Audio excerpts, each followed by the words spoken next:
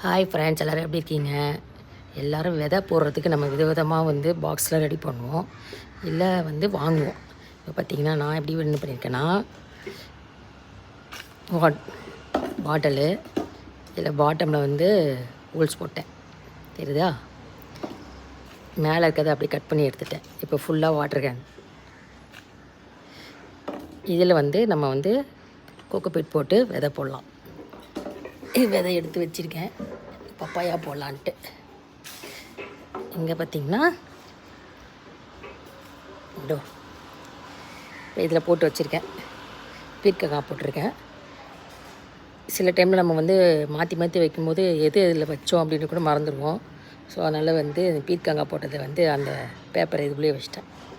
பீர்க்கங்காய் இதில் வந்து சோளம் போட்டிருக்கேன். நீங்களும் இந்த மாதிரி வந்து ரெடி பண்ணி யூஸ் பண்ணுங்கள். பாய்.